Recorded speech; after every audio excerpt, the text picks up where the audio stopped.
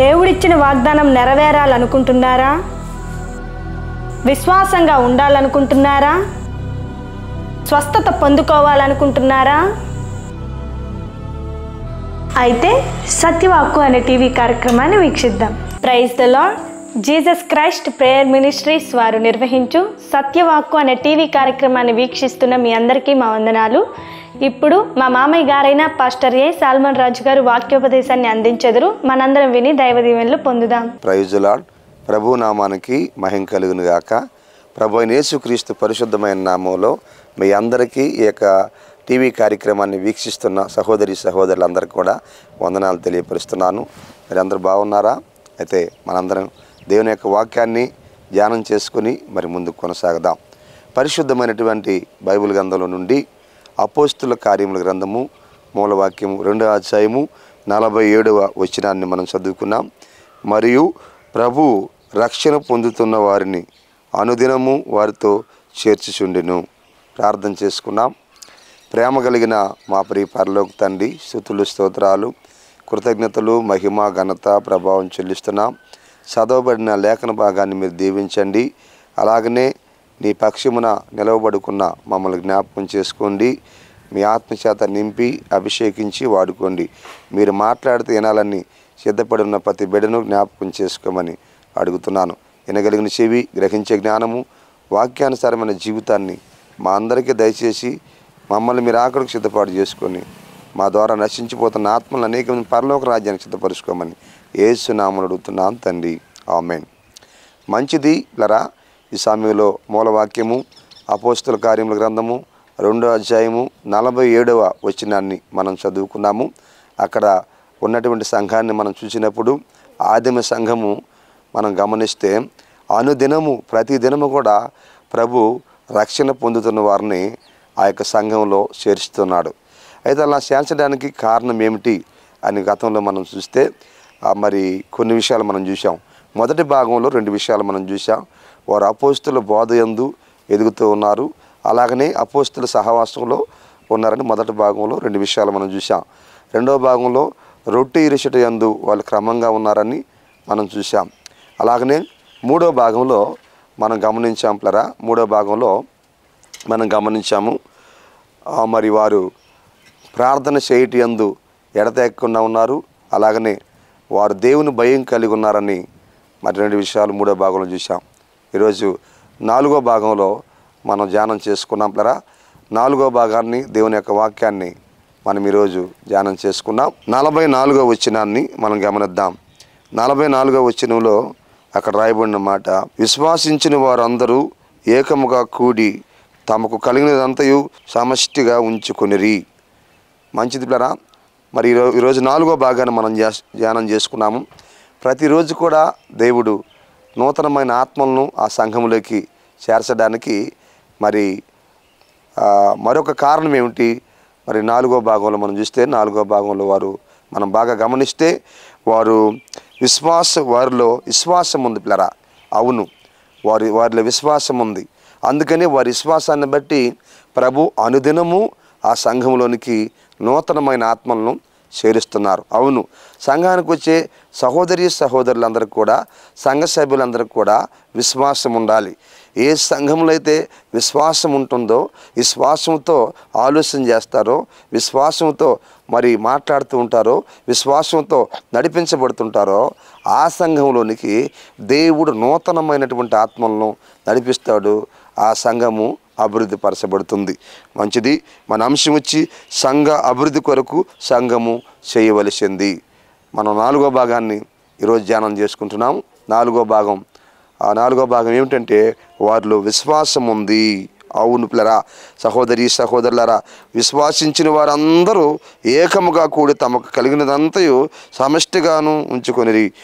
వారు దేవునికి సంఘానికి విలువిస్తున్నారు, ప్రాధాన్యతనిస్తున్నారని దేవుని వాక్యం ఇక్కడ మనకు తెలియపరుస్తుంది.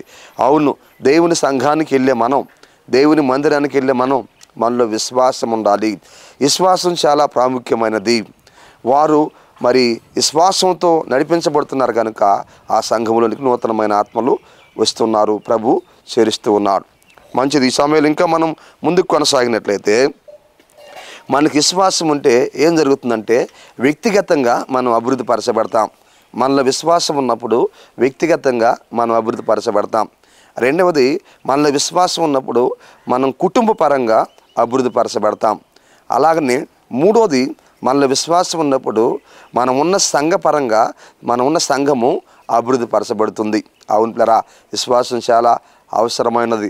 విశ్వాసం మన జీవితంలో ఎలాంటిదై ఉండాలంటే ఊపిరై ఉండాలి. అప్పుడే మనం విశ్వాసంగా ముందుకి కొనసాగలము. సరే, ఇందులో నుంచి విశ్వాసాన్ని గురించి కొన్ని విషయాలు మనం ధ్యానం చేసుకున్నాం. జాగ్రత్తగా ప్రతి ఒక్కరం కూడా పరిశీలన చేద్దాం. మరి మొదటి పాయింట్ మనం ఆలోచన చేస్తే, మనలో విశ్వాసం ఉంటే దేవుని వాగ్దానము నెరవేరుతుంది. ఇందులో నుంచి మొదటి పాయింట్ని మనం ధ్యానం చేసుకున్నాం. మొదటి పాయింట్ పేరు ఏమిటంటే, మనలో విశ్వాసం ఉంటే దేవుని వాగ్దానము నెరవేరుతుంది, మన పట్ల నెరవేరుతుంది. ఎవరిలో అయితే దేవుని యొక్క దేవుని బట్టి విశ్వాసం ఉంటుందో వారి జీవితంలో దేవుడు చేసినటువంటి వాగ్దానము నెరవేరుతుందని మనం గుర్తించాలి. ఇది మొదటి పాయింట్. దీనికి సంబంధించి పరిశుద్ధమైన బైబిల్ గ్రంథంలో నుంచి మనం ఆలోచన చేస్తే, హెబ్రీయులకు రాసినటువంటి పత్రిక 11వ అధ్యాయము 11వ వచనాన్ని మనం జ్ఞాపకం చేసుకుంటే, విశ్వాసమును బట్టి శారాయు వాగ్దానము చేసిన వాడు నమ్మదగిన వాడని ఎంచుకొనును గనుక తాను వయసు గతించినదైనను గర్భము ధరించుటకు శక్తి పొందెను. దేవునికి మహిమ కలుగును గాక. ఈ సమయంలో మొదటి పాయింట్ పేరు, మనలో విశ్వాసం ఉంటే దేవుని వాగ్దానము నెరవేరుతుంది. అవును, నాలో నీలో మనలో విశ్వాసం ఉన్నట్లయితే దేవుడు మన పట్ల చేసినటువంటి వాగ్దానము నెరవేరుతుందని దేవుని వాక్యం ఇక్కడ మనకు తెలియపరుస్తుంది. ఇక్కడ మనం ఆలోచన చేస్తే దీనిపై మరి యొక్క విషయాలు మనం చదువుకున్న భాగంలో కొన్ని విషయాలను మనం విభజిస్తే ఇక్కడ రాయబడి ఉంది. మొదటిది, విశ్వాసమును బట్టి శారాయి. అంటే విశ్వాసమును బట్టి అంటే మొదట్లో మరి ఆది కాండములో దేవుడు వారితో మాట్లాడినప్పుడు, అబ్రహాముతో మాట్లాడినప్పుడు అప్పట్లో ఆమె నవ్వింది. అప్పట్లో విశ్వాసము నవ్వింది, కానీ మరలా దేవుడు గద్దించినప్పుడు ఆమె సరి చేసుకుంది. అందుకని శారాలో ఇక్కడ దేవుడు వాగ్దానం చేశాడు. శారాకి అబ్రహాముకి వాగ్దానం చేశాడు. వారు గర్భఫలం లేకుండా ఉన్నప్పుడు, వారు వేదనతో ఉన్నప్పుడు, వారు బాధతో ఉన్నప్పుడు గర్భఫలాన్ని గురించి దేవుడు వాగ్దానం చేశాడు. అయితే ఇక్కడ శారాకి ఆ వాగ్దానము నెరవేర్చబడింది. ఏ విధంగా నెరవేర్చబడింది తన జీవితం అంటే, ఒకటి, విశ్వాసమును బట్టి శారా అని రాయబడింది. అంటే శారాలో విశ్వాసం ఉంది. మన జీవితంలో కూడా వాగ్దానం నెరవేర్చబడాలంటే విశ్వాసం ఉండాలని వాక్యం తెలియపరుస్తుంది. ఈ వాక్యం వింటున్న సహోదరి సహోదరుడా, దేవుని వాక్యాన్ని వింటున్నావు, నీలో విశ్వాసం ఉందా? దేవుడు శారాయితో మాట్లాడినప్పుడు, అబ్రహాముతో మాట్లాడినప్పుడు శారాయి విశ్వాసం ఉంచింది శారా. కాబట్టి మనం విశ్వాసం ఉంచినప్పుడు వాగ్దానము నెరవేర్చబడుతుంది. ఆమెలో ఒక గట్టి విశ్వాసాన్ని కలిగి ఉంది. వృద్ధాప్యమందు ఉన్నప్పటికి కూడా దేవుడు తనతో మాట్లాడినటువంటి మాటను బట్టి ఆ విశ్వాసం కలిగింది. ఈ వాక్యం వింటున్న దేవుని బిడ్డ, ఈరోజు దేవుడు నీతో మాట్లాడుతున్నాడు. ఏ విషయంలో దేవుడు నీతో మాట్లాడుతున్నాడో ఆ విషయంలో నువ్వు విశ్వాసం ఉంచినట్లయితే దేవుడు నీ పట్ల చేసినటువంటి వాగ్దానము నెరవేర్చబడుతుందని మనం గుర్తించాలి. ఇది మొదటిది. రెండో విషయాన్ని మనం జ్ఞాపకం చేసుకుంటే, వాగ్దానం చేసిన వాడు నమ్మదగిన వాడని ఆమె ఎంచుకుంది. దేవునికి మహిమ కలుగునుగాక. రెండోది, వాగ్దానం చేసిన వాడు నమ్మదగిన వాడని ఆమె ఎంచుకుంది. అంటే తన హృదయంలో ఆమె తీర్మానం తీసుకుంది. నా పట్ల వాగ్దానం చేసింది మానవులు కాదు, నా పట్ల వాగ్దానం చేసింది మనుషులు కాదు, నా పట్ల వాగ్దానం చేసింది దేవాది దేవుడు గనక ఆ దేవుడు తన కార్యాన్ని జరిగిస్తాడో, ఏ మాట అయితే దేవుడు నన్ను గురించి పలికాడో, ఏ వాగ్దానం అయితే దేవుడు నన్ను గురించి మాట్లాడాడో, ఏ వాగ్దానము దేవుడు చేశాడో అది నా జీవితంలో నెరవేరుస్తుంది అని నమ్మింది. ఒకటి, ఆమెలో విశ్వాసం ఉంది. రెండోది, వాగ్దానం చేసిన వాడు నమ్మదగిన వాడని తన హృదయంలో ఎంచుకుంది, తన జీవితంలో ఎంచుకుంది. ఈ వాక్యం వింటున్నటువంటి నా ప్రియ సహోదరి సహోదరుడా, వాగ్దానం చేసినటువంటి ఆ దేవుడు నమ్మదగిన వాడని నీవు ఎంచుకోవాలి నీ జీవితంలో. అనగా తీర్మానము తీసుకోవాలి, నిర్ణయాన్ని తీసుకోవాలి అని వాక్యం రాయబడింది. ఈరోజు అనేకులు దేవుడి యొక్క వాక్యాన్ని వింటున్నారు కానీ, దేవుని స్వరాన్ని వింటున్నారు కానీ, దేవుడు నమ్మదగిన వాడు, నా జీవితంలో ఏదైనా కార్యాన్ని చేయగలడు, నా జీవితంలో ఏదైనా అద్భుతాన్ని చేయగలరు అన్నటువంటి విశ్వాసాన్ని కోల్పోతున్నారు. ఎవరైతే అలాంటి విశ్వాసం కలిగి ఉంటారో వారి జీవితంలో దేవుడు చేసినటువంటి వాగ్దానము నెరవేర్చబడుతుంది. మూడవదిగా ఇక్కడ మనము ఆలోచన చేస్తే పిల్లరా, తాను వయస్సు గతించినదైనను గర్భము ధరించుటకు శక్తి పొందెను. దేవునికి మహిమ కలుగును గాక. ఆమె వయసు గతించింది. దాదాపుగా 90 సంవత్సరాలు వయసు ఉన్నప్పటికి కూడా దేవుడు చేసిన ఆ వాగ్దానము ఆమె ఒకటి విశ్వాసం ఉంచింది, రెండోది నమ్మదగిన వాడు దేవుడని వాగ్దానం చేసిన దేవుడు నమ్మదగిన వాడిని ఎంచుకుంది, మూడోది తన జీవితంలో ఆమె వయస్సు గతించిపోయినప్పటికి కూడా, ఆమె వృద్ధాప్యమందు వచ్చినప్పటికి కూడా, ఆమె శరీరం అంతా ఉడికిపోయినప్పటికి కూడా, ఆమె వయస్సు గతించిపోయినప్పటికి కూడా, ఆమె ఒంట్లో శక్తి లేకపోయినప్పటికి కూడా, ఆ విశ్వాసాన్ని బట్టి, ఆ యొక్క నమ్మకాన్ని బట్టి ఆమె గర్భము ధరించును. దేవునికి మహిమ కలుగును గాక. దేవుడు ఒక వ్యక్తి విశ్వాసాన్ని ఉంచితే, ఒక వ్యక్తి నమ్మితే వారి జీవితాల్లో మరి అసాధ్యమైనవి కూడా దేవుడు సాధ్యపరచగలడని ఈ వాక్యం మనకు రాయబడి ఉంది. ఆమెకు అక్కడ శక్తి లేదు పిల్లరా. అయితే ఇక్కడ మనం బాగా ఆలోచన చేస్తే, తాను వయస్సు గతించినదైనను గర్భము ధరించుటకు శక్తి పొందెను. దేవుని వాగ్దానము ఆమె జీవితంలో నెరవేర్చబడింది. దేవుని వాగ్దానముతో పాటు తనలో ఉన్నటువంటి విశ్వాసము అక్కడ రెండు కలిసినాయి. ఇప్పుడు ఒక క్రియ జరిగింది, ఒక అద్భుతం జరిగింది, ఒక ఆశ్చర్యమైన కార్యం జరిగింది. 100 సంవత్సరాల వయసులో ఆమె గర్భం ధరించి, 90 సంవత్సరాల వయసులో ఆమె గర్భం ధరించి కుమారుణ్ణి కనింది, ఇస్సాకు అనే కుమారుణ్ణి. ఆమె దేవుని వాగ్దానం ఆమె పట్ల నెరవేరడానికి కారణం ఒకటి దేవుని వాగ్దానము, రెండవది ఆమెలో ఉన్న విశ్వాసం దాంతో జాయింట్ అయినప్పుడు ఈ రెండిటి ద్వారా ఒక క్రియ అనేది, ఒక అద్భుతం అనేది అక్కడ జరిగింది. ఈ వాక్యం వింటున్న సహోదరి సహోదరుడా ఆలోచించు. దేవుని వాక్యం తెలియపరుస్తుంది. ఇక్కడ ఆమె విషయంలో విశ్వాసాన్ని ఉంచింది, నమ్మింది. ఆమె వయస్సు గతించినా కానీ గర్భం ధరించి కుమారుణ్ణి కనింది. నీ జీవితంలో కూడా ఏదైనా దేవుడు చేసినటువంటి వాగ్దానము నెరవేర్చబడాలి, అది జరగాలి నీ జీవితంలో. అంటే ఏం జరగాలంటే పిల్లరా, దేవుడు వాగ్దానం చేశాడు, దానితో పాటు నీళ్ళు విశ్వాసం ఉండాలి. ఎప్పుడైతే నీ విశ్వాసం కూడా దానికి జాయింట్ అవుతుందో, ఇప్పుడు కూడా నువ్వు మంచి విశ్వాసం కలిగి ఉంటావో, అట్లా దేవుడు చేసిన వాగ్దానము ఇట్లా నీ విశ్వాసము, ఈ రెండింటిని బట్టి ఒక క్రియ అనేది, ఒక అద్భుతం అనేది అక్కడ జరుగుతుంది. దేవునికి మహిమ కలుగును గాక. ప్రియ సహోదరి సహోదరులారా, అందుకే సంఘ అభివృద్ధి కొరకు సంఘము చేయవలసింది 4వ భాగాన్ని ఈరోజు మనం ధ్యానం చేసుకుంటున్నాం. 4వ భాగం పేరేమిటంటే వారిలో విశ్వాసం ఉంది. అందుకే దేవుడు ఆ సంఘాన్ని అభివృద్ధి పరుస్తున్నాడు.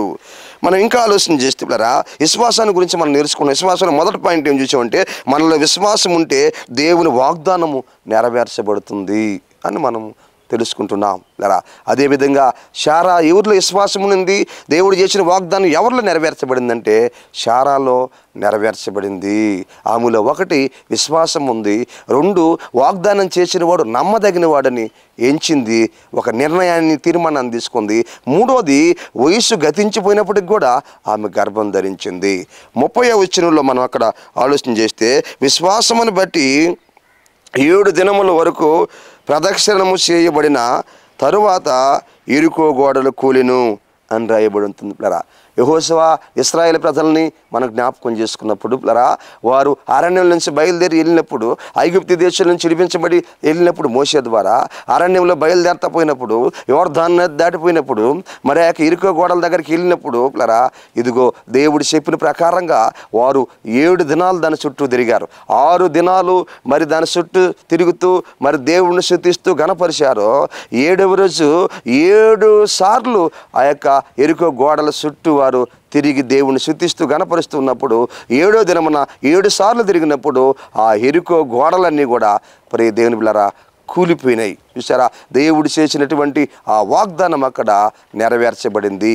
ఈ వాక్యం వింటున్నటువంటి సహోదరి సహోదరులారా, ఇశ్రాయేల్ ప్రజలకు అడ్డుగా ఉన్నటువంటి, యెహోషువకు అడ్డుగా ఉన్నటువంటి ఆ ఎరికో గోడలు కూలిపోయినాయి. ఎప్పుడైతే నువ్వు విశ్వాసంగా ఉంటావో, దేవుడు నీ పట్ల చేసిన వాగ్దానము నెరవేర్చబడుతుంది. నీకు అడ్డుగా ఉన్న కోటలు కూలిపోతాయి, నీకు అడ్డుగా ఉన్న ఆటంకాలు కూలిపోతాయి, శత్రు కోటలన్నీ కూలిపోతాయి, సాతాను కోటలన్నీ కూలిపోతాయి, ఆటంకాలన్నీ కూలిపోతాయి. నీకు ఎదురొచ్చే ఆటంకాలు, నీకు ఎదురొచ్చే అడ్డులు, నీకు ఎదురొచ్చే సమస్యలు అవన్నీ కూలిపోవాలంటే, యేసుక్రీస్తు నామములో కూలిపోవాలంటే, నీకు విజయం కలగాలంటే, అద్భుతాన్ని చూడాలంటే, ఆశ్చర్యమైన కార్యాన్ని చూడాలంటే, దేవుని నామానికి మహిమకరంగా నువ్వు ఉండాలి అంటే ప్రియ సహోదరి సహోదరుడా, నీకు విశ్వాసం అవసరమైన వాక్యం తెలియపరుస్తుంది. దేవునికి మహిమ కలుగును గాక. రెండో పాయింట్ను మనం చూద్దాం. రెండో పాయింట్ విశ్వాసాన్ని గురించి మనం ఆలోచన చేస్తే, అపోస్తల కార్యముల గ్రంథము 14వ అధ్యాయము 7వ వచనం నుంచి 11వ వచనం వరకు మనం జ్ఞాపకం చేసుకుంటే, మరి అక్కడ ఉన్నటువంటి ఒక మాటను మనం జ్ఞాపకం చేసుకుంటే, కొన్ని మాటలు అక్కడ ఉన్నాయి. ప్రియ సహోదరి సహోదరులారా, రెండో పాయింట్ పేరు ఏంటంటే, మనలో విశ్వాసం ఉంటే స్వస్థత పొందుకుంటాం. దేవునికి మహిమ కలుగును గాక. మనలో విశ్వాసం ఉంటే స్వస్థత పొందుకుంటాం అని వాక్యం మనకి తెలియపరుస్తుంది. ఆలోచన చేయండి. ఈ వాక్యం వింటున్న సహోదరి సహోదరులారా, ఆలోచించేయండి. మనం మొదటిదేమో మనలో విశ్వాసం ఉంటే దేవుడు చేసిన వాగ్దానం మన పట్ల నెరవేర్చబడుతుంది. దాని కింద 3 విషయాలు మనం చూసాం. రెండో పాయింట్ ఏంటంటే, మనలో విశ్వాసం ఉంటే స్వస్థత పొందుకుంటాం. అదే వాక్యం మనం చూస్తున్నాం కదా. అక్కడ పరిశుద్ధమైన బైబిల్ గ్రంథం నుంచి అపోస్తల కార్యముల గ్రంథము 14వ అధ్యాయము 7వ వచనం నుంచి 11వ వచనం వరకు మనం చూస్తే, మొదటి పాయింట్ ఇక్కడ, లుస్రాలో బలహీన పాదములు గలవాడు ఒకడు ఉండెను. ఆలోచించండి. లుస్రా అనేటువంటి పట్టణంలో బలహీనమైనటువంటి పాదములు కలిగిన వాడు ఒకడున్నాడు. పాదాలు ఉన్నాయి కానీ నడవలేనటువంటి పాదాలు, బలహీనమైనటువంటి పాదాలు కలిగిన వాడు లుస్రా అనేటువంటి ప్రాంతంలో ఉన్నాడు. సహోదరి సహోదరుడా, ఆలోచించేయండి. పౌలు గారు ఆ యొక్క ప్రాంతానికి వెళ్ళినప్పుడు అక్కడ లుస్రా అనే ప్రాంతంలో ఒక బలహీనమైన పాదములు కలిగినటువంటి వాడు ఉన్నాడు. వాడు శరీర లోపం కలిగినటువంటి వాడుగా ఉన్నాడు. వాడి శరీరంలో లోపం ఉంది, వాడి శరీరంలో బలహీనత ఉంది, వాడి శరీరంలో సమస్య ఉంది. వాడు బలహీనుడు, పాదములు ఉన్నాయి కానీ నడవలేడు, బలహీనుడిగా ఉన్నాడు, ఒక రోగిగా ఉన్నాడు, సచ్చుబడిపోయినటువంటి మరి ఆ కాళ్ళతో ఉన్నాడు, సచ్చుబడిపోయినటువంటి ఆ శరీరంతో ఉన్నాడు, ఎండిపోయినటువంటి ఆ నరములతో ఉన్నాడు, ఎండిపోయినటువంటి ఆ ఎముకలతో ఉన్నాడు, ఎండిపోయినటువంటి ఆ కండరాలతో ఉన్నాడు, రక్త ప్రసరణ సరిగా జరగని స్థితిలో ఆయన ఉన్నాడు.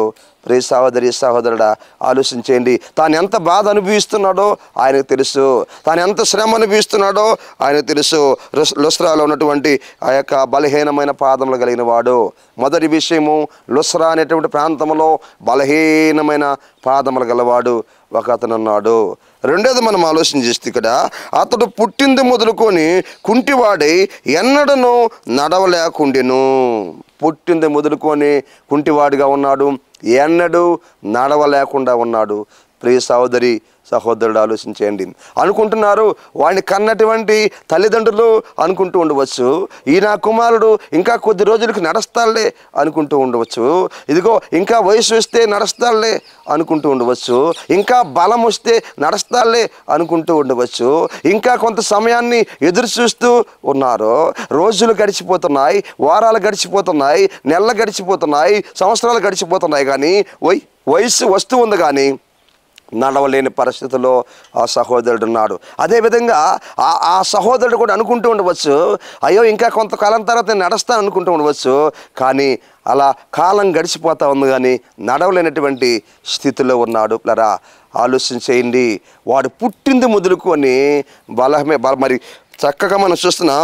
అతడు పుట్టింది మొదలుకొని కుంటివాడై ఎన్నడనో నడవలేక కూర్చొని ఉండేవాడు. ఎన్నడూ నడవలేదు. వయసు పైబడింది కానీ ఎన్నడూ నడవలేదు. ఆశలు పెట్టుకున్నారు కానీ ఆశలు నిరాశలు అయిపోయినాయి. వాళ్ళ తల్లిదండ్రులు కానివ్వండి, వారి బంధువులు కానివ్వండి, మరి ఆ వ్యక్తి కానివ్వండి, ఎన్నో ఆశలు పెట్టుకున్నాడు కానీ నడవలేక కుంటివాడై ఎన్నడూ నడవలేకుండా ఉన్నాడు. రెండోదిగా, మూడో విషయాన్ని అక్కడ మనం ఆలోచన చేస్తే పిల్లరా, అతడు పౌలు మాటలు వినిచి ఉండెను. దేవునికి మహిమ కలుగును గాక. పిల్లరా, అతడు పౌలు మాటలు వినిచి ఉండెను అంటే వినేదానికి అతనికి విశ్వాసం ఉంది. చక్కగా మనం ఇక్కడ ఆలోచన చేస్తే సహోదరి సహోదరుడా, ప్రభువు నాకు సహాయం చేస్తాడు అన్నటువంటి ఒక విశ్వాసంతో అతడు ఉన్నాడు. పౌలు గారు అక్కడ మరి సువార్తను ప్రకటిస్తున్నప్పుడు, దేవుని యొక్క వాక్యాన్ని ప్రకటిస్తున్నప్పుడు ఆ కుంటివాడినటువంటి వాడు మూడోదిగా ఆ వాక్యాన్ని వింటూ ఉన్నాడు. ఆ వాక్యంలో ఉన్నటువంటి భావాన్ని వింటూ ఉన్నాడు. ఆ వాక్యంలో ఉన్నటువంటి సత్యాన్ని వింటూ ఉన్నాడు. ఆ వాక్యాన్ని ఆలకిస్తూ ఉన్నాడు. ఇంతమందికి సహాయం చేసినటువంటి ఆ ప్రభు నాకు కూడా సహాయం చేస్తాడు అన్నటువంటి విశ్వాసంతో ఉన్నాడు. విశ్వాసంతో ఆలకిస్తున్నాడు. విశ్వాసంతో వింటూ ఉన్నాడు. క్రీస్తునందు పిల్లరా, అతడు పౌలు మాటలో వింటూ ఉన్నాడు అంటే విశ్వాసం ఉంచాడు. నా జీవితాన్ని కూడా ఆయన మార్చగలడు. నా బ్రతుకును కూడా ఆయన మార్చగలడు. నా స్థితిని కూడా ఆయన మార్చగలడు. ఎంతోమందిని బాగు చేశాడు. ఎంతోమందికి మేలు చేశాడు. ఎంతోమందికి సహాయం చేశాడు. ఆయన నాకు కూడా చేయగలడు అన్నటువంటి విశ్వాసాన్ని ఉంచాడు పౌలు మాటల ద్వారా, దేవుని వాక్యము ద్వారా. ఈ వాక్యం వింటున్న సహోదరి సహోదరుడా, ఆలోచించు. ఒకవేళ నీ జీవితంలో ఒకవేళ బలహీనమైన స్థితిలో నువ్వు ఉన్నావా? ఒకవేళ బలహీనమైన బంధకాలతో నువ్వు ఉన్నావా? ఇదిగో ఒకవేళ నీ కుటుంబంలో సమస్యల మధ్యలో ఉన్నావా? నీ శరీరంలో అనారోగ్యం చేత బాధపడుతున్నావా? స్వస్థత లేకుండా బాధపడుతున్నావా? నెమ్మది లేకుండా బాధపడుతున్నావా? సమాధానం లేకుండా బాధపడుతున్నావా? సంతోషం లేకుండా బాధపడుతున్నావా? ఐక్యత లేకుండా బాధపడుతున్నావా? ఆశీర్వాదం లేకుండా బాధపడుతున్నావా? సమస్యల మధ్యలో సతమతమైపోతున్నావా? అయితే ప్రభు నీ జీవితంలో కార్యం చేయడానికి సిద్ధంగా ఉన్నాడు. నీ జీవితాన్ని కూడా మార్చగలడు. ఎంతోమంది జీవితాలు బాగు చేస్తున్నటువంటి ఆ ప్రభు, ఎన్నో కుటుంబాలు బాగు చేస్తున్నటువంటి ఆ ప్రభు, ఎంతో మందికి మేలు చేస్తున్నటువంటి ఆ ప్రభు ఈ సమయంలో ఈ వాక్యము ద్వారా నీతో మాట్లాడుతున్నాడు. ఈ వాక్యము ద్వారా నేను హెచ్చరిస్తున్నాడు. ఈ వాక్యము ద్వారా నీ జీవితంలో అద్భుతమైన కార్యం చేయడానికి ఆయన ఇష్టపడుతున్నాడు. గొప్ప కార్యం చేయడానికి ఇష్టపడుతున్నాడు. అదే అతను కూడా విశ్వాసాన్ని ఉంచాడు. ఎంతో మంది జీవితాలు బాగు చేసిన ప్రభు నా జీవితాన్ని కూడా మారుస్తాడు. నా స్థితిని కూడా మారుస్తాడు. నా అవిటితనాన్ని తొలగిస్తాడు. నా కుంటితనాన్ని తొలగిస్తాడు అని విశ్వాసం ఉంచాడు. ఆలోచించండి. మొట్టమొదటిగా లుస్రాలో బలహీనమైన పాదములు గలవాడు ఒకడున్నాడు. రెండో విషయము, అతను పుట్టింది మొదలుకొని కుంటివాడై ఎన్నడూ నడవలేకుండా ఉన్నాడు. ఆ ప్రాంతానికి పౌలు గారు వెళ్ళిన తర్వాత మూడోదిగా పౌలు గారు దేవుని వాక్యాన్ని సువార్తను ప్రకటిస్తున్నప్పుడు అతడు వింటూ ఉన్నాడు. ఆ వాక్యాన్ని విశ్వాసం ఉంచాడు. ప్రభు నా జీవితాన్ని కూడా మార్చగలడు. ప్రభు నా అవిటితనాన్ని తీసేయగలడు. నా కుంటితనాన్ని తీసేయగలడు. నాలో ఉన్న బలహీనతను తీసేయగలడు. ఆయన నాకు శక్తిని ఇవ్వగలడు. ఆయన నాకు బలాన్ని ఇవ్వగలడు.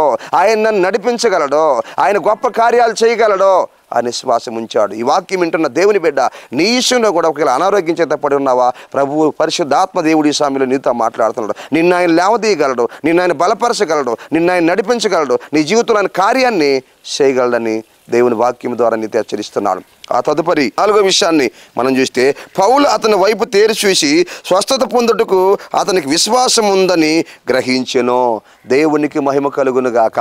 పౌలు ఆ కుంటివాని వైపు చూశాడు.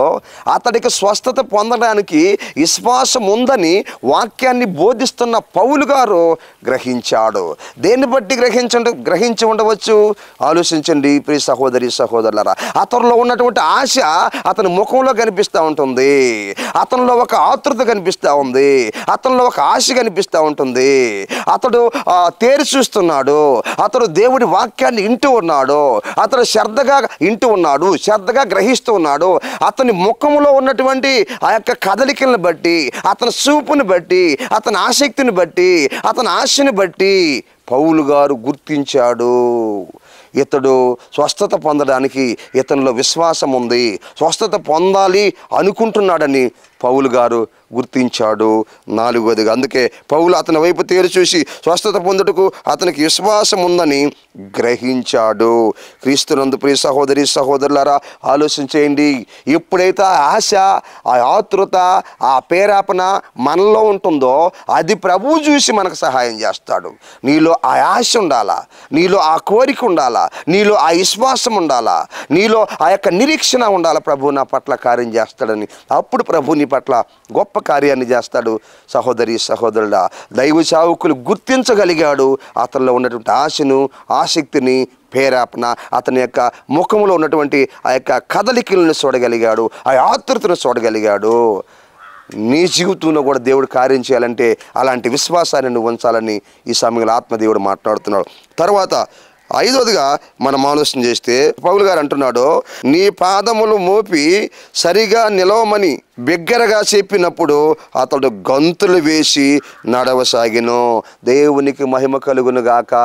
నీ పాదములు సరిగా నిలిచి నీవు నడవమన్నాడు, అతను గంతులేశాడు.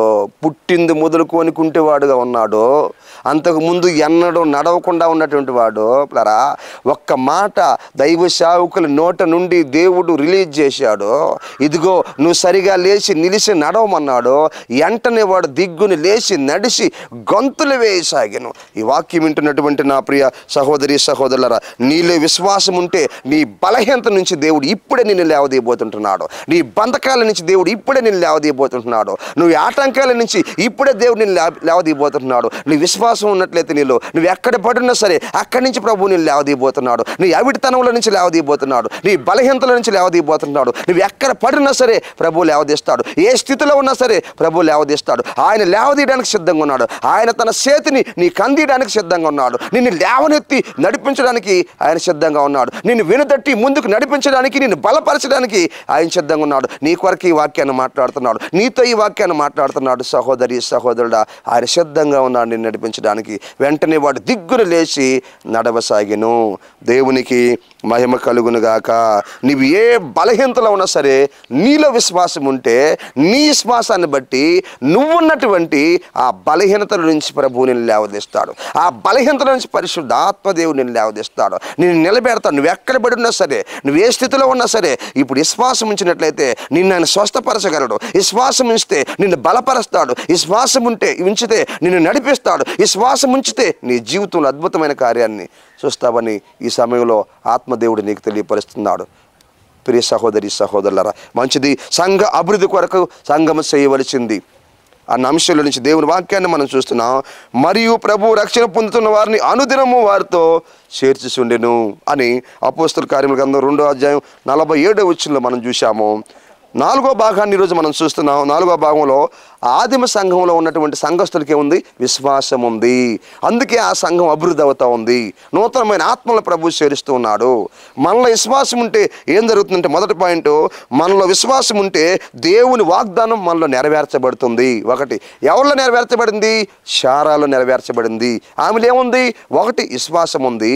రెండవదిగా ఆమె వాగ్దానం చేసిన వాడు నమ్మదగిన దేవుడు, మోసం చేయడు, నమ్మదగిన దేవుడని నమ్మింది. మూడవదిగా గర్భము ధరించుటకు ఆ వయస్సు గతించిందైనా సరే, ఆమె వయస్సు ఉడికిపోయినా, వయస్సు గతించిపోయినప్పటికి కూడా ఆమె గర్భం ధరించింది.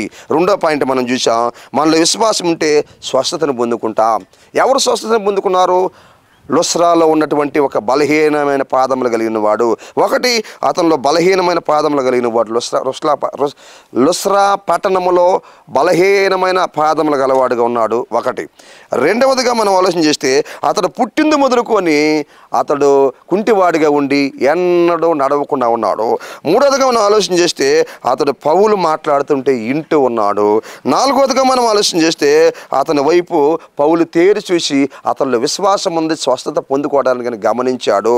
ఆ తర్వాత ఐదవదిగా, నీ పాదములు సరిగా నిలిపి నడవమన్నాడు. వాడు గంతులేశాడు. మూడో పాయింట్ మనం చూద్దాం. విశ్వాసం ఉంచితే విశ్వాసం ఉన్నవారు ఆతిథ్యం ఇస్తారు. దేవునికి మహిమ కలుగును గాక. ఎవరిలో అయితే విశ్వాసం ఉంటుందో వాళ్ళు ఆతిథ్యం ఇస్తారు. ప్రియమైన సహోదరి సహోదరులారా, బైబిల్లో ఎవరు ఇచ్చారు అలాగా ఆతిథ్యము? ఎవరికి ఉంది విశ్వాసము? ఎవరు ఆతిథ్యం ఇచ్చారు అని మనం బాగా ఆలోచన చేస్తే, పరిశుద్ధమైనటువంటి బైబిల్ గ్రంథంలో నుంచి అపోస్తల కార్యముల గ్రంథము 16వ అధ్యాయము 30 నుంచి 34వ వచనం వరకు మనం జ్ఞాపకం చేసుకున్నట్లయితే, విశ్వాసం ఉంచినటువంటి వారు ఆతిథ్యం ఇస్తారని మనం చూసాం. మనం జ్ఞాపకం చేసుకున్నట్లయితే, వారిని వెలుపలకు తీసుకొని వచ్చి, అయ్యలారా, రక్షణ పొందుటకు నేనేమి చేయాలి అన్నాడు. ఆలోచించేయండి. ఈ వాక్యం వింటున్నటువంటి సహోదరులారా గమనించండి. ఈ విషయం మనందరికి కూడా తెలుసు. చెరసాల నాయకుడు పౌలు చెరసాల్లో ఉన్నారు. వాళ్ళ చెరసాల్లో వేయటం జరిగింది. అలా వేసినప్పుడు ఏం జరిగిందంటే, అర్ధరాత్రి పౌలు దేవుని శుద్ధిస్తున్నప్పుడు చెరసాల పునాదులన్నీ కూడా మరి కదిలిపోయినాయి, అదంతా కూడా పడిపోవటం జరిగింది. అప్పుడు ఖైదీలు వెళ్ళిపోయారేమో అని చెరసాల నాయకుడు తను హత్య చేసుకుపోయాడు. అప్పుడు మరి పౌలు శీలలు చెబుతున్నారు, అయ్యా మేము ఎక్కడికి పోలేదు, ఇక్కడే ఉన్నాము అన్నప్పుడు అప్పుడు అంటున్నాడు, ఆయన మనసు మారిపోయింది, ఆయన హృదయం మారింది. అంటున్నాడు, అయ్యలారా రక్షణ పొందుటకు మేమేమి చేయాలి అన్నాడు. మొదటి మాట ఆలోచించేయండి పిల్లరా, గమనించండి. మన ప్రవర్తన బట్టి ఇతరులు రక్షణలోకి వస్తారని ఈ మొదటి మాట మనకు తెలియపరుస్తుంది. 3వ పాయింట్లో మొదటి మాట, ఈ వాక్యం వింటున్న దేవుని బిడ్డ, సహోదరి సహోదరుడా, పౌలు శీలల యొక్క ప్రవర్తన బట్టి అక్కడ చెరసాల నాయకుడు రక్షణలోకి రావటం జరిగింది. 1, అయ్యలారా రక్షణ పొందుటకు నేనేమి చేయవలను అంటున్నాడు. గమనించండి, ఈరోజు నేను నువ్వు మనందరమీ ఒక మంచి జీవితాన్ని జీవిస్తే రక్షణ లేని వారు రక్షణ పొందుకుంటారు. మనం నీతిగా జీవించినప్పుడు, యథార్థంగా జీవించినప్పుడు, భక్తిగా జీవించినప్పుడు రక్షణ లేని వారు రక్షణ పొందుకుంటారు. ఇది మొదటిది. రెండోది, అక్కడ మనం ఆలోచన చేస్తే, అందుకు వారు ప్రభువైన యేసునందు విశ్వాసం ఉంచుము, అప్పుడు నీవు నీ ఇంటి వారు రక్షణ పొందుదురు అన్నారు. దేవునికి మహిమ కలుగును గాక. రెండోది ఏమన్నారు, జవాబు చెప్తున్నారు దైవజనులు అంటే, నీవు నీ ఇంటి వారు ప్రభువైన యేసునందు విశ్వాసం ఉంచుము, అప్పుడు నీవు నీ ఇంటి వారు రక్షణ పొందుకుంటారు అన్నారు. రెండో మాట దైవ సేవకులు సెలవిస్తున్నారు, అయ్యా నువ్వు రక్షణ పొందాలంటే, మీ కుటుంబం కూడా రక్షణ పొందాలంటే నువ్వు యేసునందు విశ్వాసం ఉంచాలి. ప్రభువైన యేసుక్రీస్తుల వారు లోక రక్షకుడిగా ఈ లోకానికి వచ్చాడు, పాపుల కొరకే ఆయన ప్రాణాలను పెట్టాడు, సమాధి చేయబడ్డాడు, ఆయన తిరిగి లేచాడు, ఆయన పరలోకం ఆరోహణమయ్యాడు ఆయన. కనుక ఆయన నేడు రేపు రాబోతూ ఉన్నాడు. ఇదిగో ఆయనందు విశ్వాసం ఉంచినట్లయితే నీ ఆత్మ రక్షించబడుతుంది, నీ ఆత్మ నరకానికి పోకుండా ఉంటుంది, నీ ఆత్మ నిత్య జీవానికి వెళుతుంది, నీ ఆత్మ నిత్య రాజ్యంలో ఉంటుంది, నీ ఆత్మ పరలోక రాజ్యంలో ఉంటుంది, నిత్యత్వంలో ఉంటుంది అని చెప్పారు. ప్రభువైన యేసునందు విశ్వాసం ఉంచము, అప్పుడు నీవు నీ ఇంటి వారు రక్షణ పొందుదురు అని జవాబిచ్చారు. రెండో మాట, ఈ వాక్యం వింటున్న సహోదరి సహోదరుడా, ఆత్మకు రక్షణ కావాలి, ఆత్మకు రక్షణ కావాలి. శరీరానికి రక్షణ చాలామంది కల్పించుకుంటున్నారు, శరీరానికి భద్రతను కల్పించుకుంటున్నారు, మరి ఆత్మకు రక్షణ లేదు. ఈ వాక్యం వింటున్న సహోదరి సహోదరుడా, నీకు రక్షణ ఉందా? ఎంతో కాలం నుంచి సంఘానికి వెళ్తున్నావు, ఎంతో కాలం నుంచి చర్చికి వెళుతున్నావు, ఎంతో కాలం నుంచి వాక్యాన్ని వింటున్నావు. ఈరోజు నీ జీవితంలో రక్షణ ఉందా? నీ జీవితంలో నీ ఆత్మకు రక్షణ ఉందా? నీ ఆత్మకు భద్రత ఉందా? ఎప్పుడు ఈ జీవితం ముగించబడుతుందో తెలియదు, ఎప్పుడు ఈ బ్రతుకు ఆగిపోతుందో తెలియదు. ఈ జీవితం ముగించబడితే నీ ఆత్మ పరిస్థితి ఏమిటి? అందుకే నువ్వు త్వరగా ఆలస్యం చేయకుండా రక్షణ పొందాలి. ఆలోచన చేయండి పిల్లరా. ఇక్కడ మనం చూస్తున్నాము మొదటి మాట 3వ పాయింట్లో, అయ్యలారా రక్షణ పొందుటకు నేనేమి చేయాలి అన్నాడు చెరసాల నాయకుడు. దైవ సేవకులు చెప్తున్నారు పౌలు శీలలు, ప్రభు అయిన యేసునందు విశ్వాసం ఉంచము, అప్పుడు నీవు నీ ఇంటి వారు రక్షణ పొందుదురని రెండో మాట చెప్పారు. మూడో మాట మనం ఆలోచన చేస్తే, అతని ఇంటి వారందరికీ దేవుని వాక్యము బోధించిరి. దైవ సేవకులు ఇప్పుడు దేవుని వాక్యాన్ని ఆ కుటుంబ సభ్యులందరూ కూడా బోధించారు, సత్యాన్ని బోధించారు. మూడో మాటను మనం ఆలోచన చేస్తే, ఇదిగో మనందరం ఈ పాపులమై ఉన్నాము, ఆ పాపం పోవాలంటే యేసుక్రీస్తునందు విశ్వాసం ఉంచాలి. యేసుక్రీస్తు మన పాపాల కోసం వచ్చాడు, యేసుక్రీస్తు మన పాపాల కొరకై చనిపోయాడు, యేసుక్రీస్తుల వారు ప్రాణం పెట్టాడు. కనుక ఆయనలోనే మనకు పాప విముక్తి కలుగుతుంది. మన కోసం ప్రాణం పెట్టిన ఆయన ద్వారానే మనం నరకాన్ని తప్పించుకుంటాం, ఆయన ద్వారానే పరలోక రాజ్యంలో మనం ప్రవేశిస్తాము అని అతని ఇంటి వారందరికీ మూడోదిగా దేవుని వాక్యాన్ని బోధించిరి, సత్యాన్ని బోధించిరి. అవును ప్రియ సహోదరి సహోదరుడా, మన జీవితాల్లో మనం కూడా అనేకులకు దేవుని వాక్యాన్ని బోధించాలి, తెలియని వారికి అనేకులకు సత్యాన్ని బోధించాలి. అగ్నిలో నుంచి లాగినట్టుగా అనేకులు నరకానికి పోకుండా నిత్య రాజ్యం వైపు మనం లాగాలి, పరలోక రాజ్యం వైపు లాగాలని దేవుని వాక్యం ఈ వాక్యం ద్వారా మనకు నేర్పిస్తుంది. ఆ తర్వాత నాలుగోదిగా మనం ఆలోచన చేస్తే, వెంటనే అతని ఇంటి వారందరూ బాప్తిస్మం పొందిరి. దేవునికి మహిమ కలుగును గాక.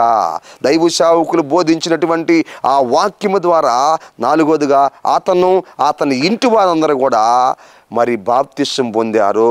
ప్రభువైన యేసుక్రీస్తుల వారిని సొంత రక్షకునిగా అంగీకరించాడు, యేసుక్రీస్తుల వారిని రక్షకుడిగా అంగీకరించారు. వాళ్ళ హృదయాల్లోకి ఆహ్వానించారు. ఈ వాక్యం వింటున్నటువంటి నా దేవుని బిడ్డ, నీ జీవితంలో ప్రభు యేసుక్రీస్తు వారిని సొంత రక్షకునిగా అంగీకరించావా? నిజంగా నువ్వు మారు మనసు పొందావా? నువ్వు బాప్తిస్మం పొందావా? యేసుని సొంత రక్షకునిగా అంగీకరించావా? నీ హృదయంలో యేసయ్యకి స్థానాన్ని ఇచ్చావా? ప్రభు అడుగుతున్నాడు ఈ సమయంలో. ఇంకా ఇవ్వకపోతే నువ్వు నష్టపోతావు, జాగ్రత్త. కాలము గతించిపోతా ఉంది. ప్రభు అయిన యేసునందు విశ్వాసం ఉంచు సహోదరి సహోదరుడా. ఆ తర్వాత మనం ఆలోచన చేస్తే 5వదిగా, అతడు వారిని ఇంటికి తోడుకొని వచ్చి భోజనము పెట్టి. చూసారా? ఆలోచించండి. వారిలో విశ్వాసం ఉంది.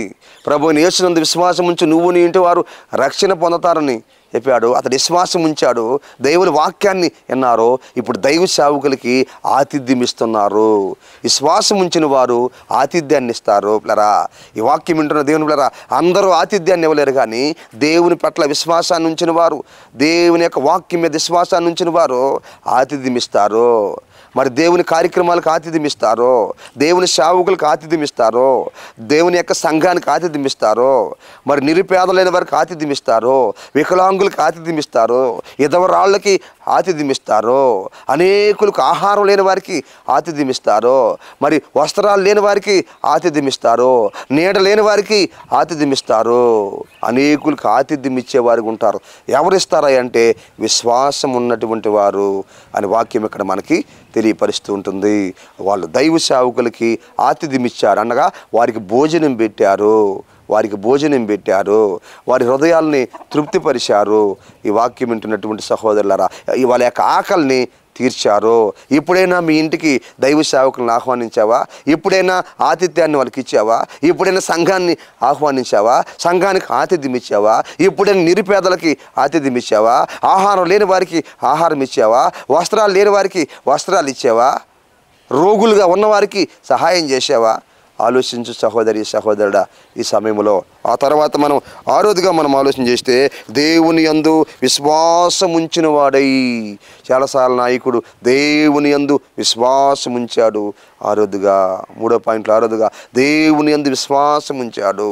అందుకే విశ్వాసం చాలా అవసరము. దేవుని యందు, పరలోకంలో దేవుని యందు, భూమి మీద ఉన్నటువంటి ఆ చెరసాల నాయకుడు విశ్వాసాన్ని ఉంచాడు. ఎవరి ప్రవర్తన బట్టి? మొదటంటే పౌలు శీలల యొక్క ప్రవర్తన బట్టి.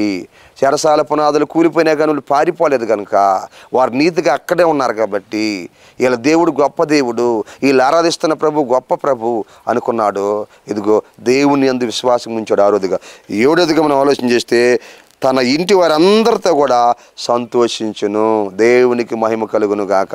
తన ఇంటి వారందరితో కూడా సంతోషించును. అవును, ఎప్పుడు మనం సంతోషిస్తామో తెలుసా? సత్యాన్ని తెలుసుకొని రక్షణ పొంది ఇదిగో మనము ఆతిథ్యం ఇస్తున్నప్పుడు, దేవుళ్ళు ఆత్మీయంగా ఎదుగుతున్నప్పుడు, అప్పుడే నిజమైన సంతోషాన్ని మనం అనుభవించగలము, నిజమైనటువంటి మేలుని మనం అనుభవించగలము. ఈ వాక్యం వింటున్నటువంటి సహోదరి సహోదరుడా ఆలోచించు ఈ సమయంలో. ఇదిగో అతను తన ఇంటి వారందరితో కూడా సంతోషించును. ఈరోజు నీ ఇంట్లో నీకు సంతోషం ఉందా? నీ కుటుంబం అంతా సంతోషిస్తున్నారా? ఆలోచన చేయండి. ఎందుకు సంతోషం లేదు నీ ఇంట్లో? ఎందుకు నీలో సంతోషం లేదు? ఎందుకు నీలో ఆనందం లేదు? ఎందుకు నీ కుటుంబంలో ఆనందం లేదు? ఈ వాక్యం వింటున్న సహోదరి సహోదరుడా ఈ సమయంలో ప్రభు నీకు ఆనందాన్ని ఇవ్వాలనుకుంటున్నాడు. నీ కుటుంబానికి ఆనందాన్ని ఇవ్వాలనుకుంటున్నాడు. నీ కుటుంబాన్ని దేవుడు బలపరచాలనుకుంటున్నాడు. ఎందుకో తెలుసా? ఇదిగో ఇప్పుడే తెలుసా? నువ్వు ప్రభువునందు విశ్వాసం ఉంచు. ప్రభువునందు విశ్వాసం ఉంచినప్పుడు నీవు, నీ కుటుంబ సభ్యులు అందరూ కూడా సంతోషిస్తారు, ఆనందిస్తారు. ఇక్కడ మనం చూస్తున్నాము, అయ్యలారా రక్షణ పొందుటకు నేనేం చేయాలి అన్నాడు. పిల్లరా, ఇదిగో అతడు ప్రభువుని యేసునందు విశ్వాసం ఉంచము, నీవు నీ ఇంటి వారు రక్షణ పొందుకుంటారని చెప్పాడు. పిల్లరా, అలాగనే అతడు తనకి తన ఇంటి వారందరికీ వాక్యాన్ని బోధించారు. 3వదిగా. 4వదిగా వెంటనే తన ఇంటి వారితో కూడా అందరూ బాప్తిస్మం పొందుకున్నారు. 5వదిగా అతడు తన ఇంటికి తీసుకెళ్లి భోజనం పెట్టాడు. 6వదిగా దేవునందు విశ్వాసం ఉంచాడు. 7వదిగా అతను తన ఇంటి వారందరితో కూడా ఆనందించును. అందుకే వాక్యం తెలియపరుస్తుంది పిల్లరా, సంఘ అభివృద్ధి కొరకు సంఘం చేయవలసింది ఏమిటంటే, మరి 4వ పాయింట్ మనం చూస్తున్నాము, వారిలో విశ్వాసం ఉంది. మనలో విశ్వాసం ఉన్నప్పుడు గొప్ప కార్యాలను మనము చూస్తాము. విశ్వాసం ఉంటే మనలో విశ్వాసం ఉంటే మొదటి పాయింట్, దేవుడు మన పట్ల చేసిన వాగ్దానము నెరవేర్చబడుతుంది. 1. 2, మనలో విశ్వాసం ఉంచితే ఇదిగో మనం స్వస్థత పొందుకుంటాం. 3, మనలో విశ్వాసం కానీ ఉన్నట్లయితే మనం ఆతిథ్యం ఇచ్చేవారంగా ఉంటాము. అట్టి కృప దేవుడు మనందరికీ దయచేయును గాక. తల్ల ఉంచుకున్నాం, ప్రార్థన చేసుకున్నాం. ప్రేమ కలిగిన మా తండ్రి, కృప కలిగిన తండ్రి, వాక్యాన్ని నిన్న ప్రతి బిడ్డను బలపరచండి. నీ సన్నిధి కాపుదల భద్రత దయచేసి మంచి విశ్వాసులుగా తండ్రి నాయన ప్రతి బిడ్డను తీర్చిదిద్దమని అడుగుతూ, ప్రార్థిస్తూ, శృతిస్తూ, కనపరుస్తూ యేసు నామములో అడిగి ఏడుకుంటున్నాను తండ్రి. ఆమేన్. ఈ వాక్యానికి స్పాన్సర్ చేసినటువంటి సహోదరి శిపోరమ్మ కుటుంబానికి వందనాలు. చిన్న ప్రార్థన. ప్రేమ కలిగిన తండ్రి వందనాలు. శిపోరమ్మని వాళ్ళ కుటుంబాన్ని దీవించి ఆశీర్వదించి బలపరిచి మీ సన్నిధి తోడుగా ఉంచి నడిపించి మహిమ పొందుకోమని యేసు నామములో అడుగుతున్నాను తండ్రి. ఆమేన్. మన పరమ తండ్రి అయిన దేవుని ప్రేమ, ఆయన కుమారుడైన యేసుక్రీస్తు వారి కృప, పరిశుద్ధాత్మ దేవుని యొక్క అన్యోన్య సహవాసము ఇక్కడ గుండి మనకి భూలోకంలో సకల పరిశుద్ధులందరికీ ఇప్పుడు ఎల్లప్పుడూ సదాకాలము తోడై ఉండి నడిపించును గాక. ఆమేన్. ఇంతవరకు దేవుని వాక్యాన్ని శ్రద్ధగా మీ అందరికీ వందనాలు. దేవుడు మిమ్మల్ని అందరినీ దీవించి ఆశీర్వదించును గాక. ఆమేన్. మీ ప్రార్థన అవసరతలకు సంప్రదించవలసిన మా ఫోన్ నంబర్లు 9959458024, మరి యొక్క నంబర్ 9640459124. మా అడ్రస్ కోడూరు కండ్రిగా సోస్త్రికం, టీపీ గూడూరు మండలం, నెల్లూరు జిల్లా.